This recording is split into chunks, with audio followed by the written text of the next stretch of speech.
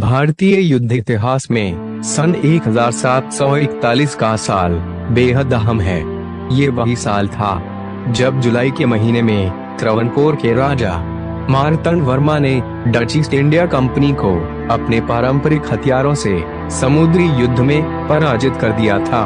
केरल के इतिहास में त्रावणकोर राजघराने का सबसे बड़ा योगदान है। इसमें भी राजा मार्तंड वर्मा के बारे में जाने बिना त्रावणकोर का इतिहास अधूरा है। उन्होंने 1729 से 1758 के बीच लगभग 29 साल तक शासन किया। इन 29 सालों में उन्होंने त्रावणकोर को एक बड़ा राज्य बनाया और अपने सभी दुश्मनों को परास्त किया, चाहे वह घर के अंदर के दुश्मन हो या बाहर के।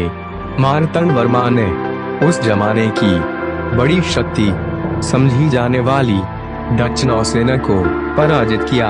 डच नीदरलैंड के लोगों को कहा जाता है। पुर्तगाली और अंग्रेजों की तरह डच भी यूरोप की एक बड़ी ताकत थे। लगभग 50 साल तक दुनिया के व्यापार पर उनका कब्जा रहा।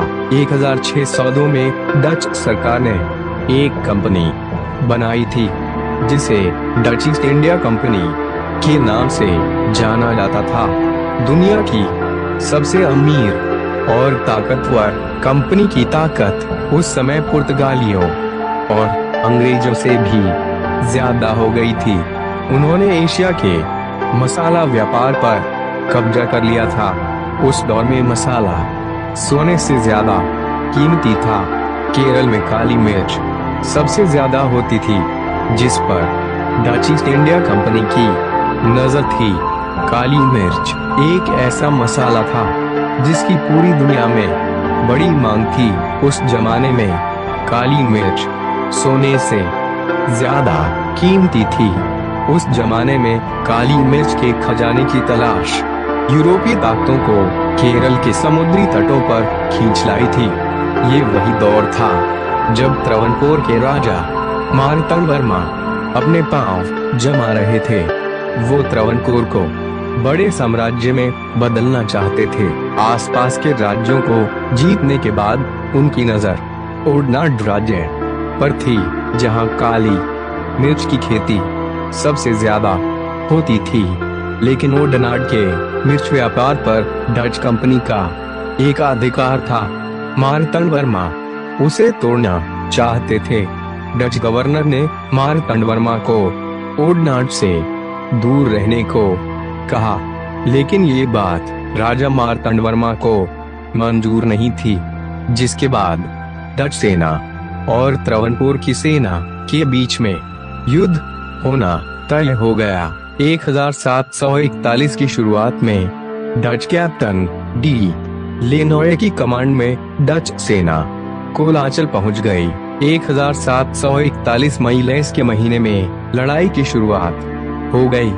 डच ईस्ट इंडिया कंपनी के पास उस समय के सबसे आधुनिक हथियार थे। वह उस वक्त दुनिया की सबसे अमीर कंपनी थी।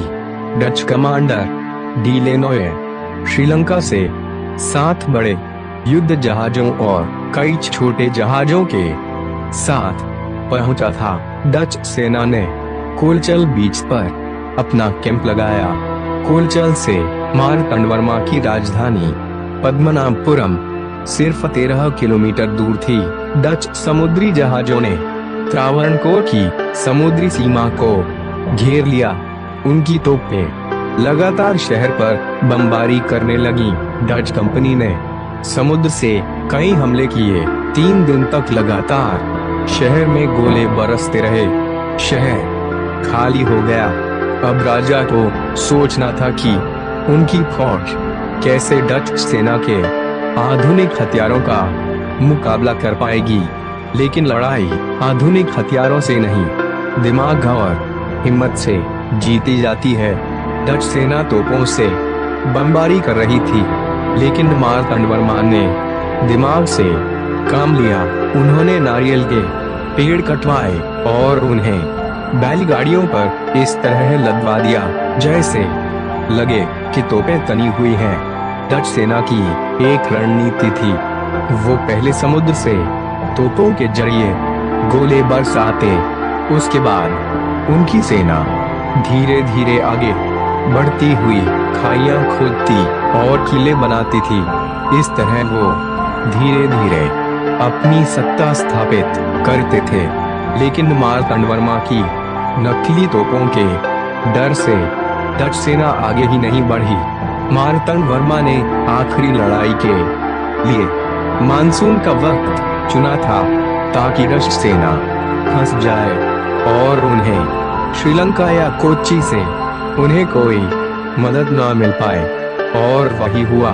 डच सेना पर मार्तंडवर्मा की सेना ने जबरदस्त हमला किया और उनके हथियारों के गोदाम को उड़ा दिया गया, जिसके बाद यूरोप की सबसे ताकतवर कंपनी की सेना ने भारत के एक छोटे से राज्य के सामने घुटने टेक दिए।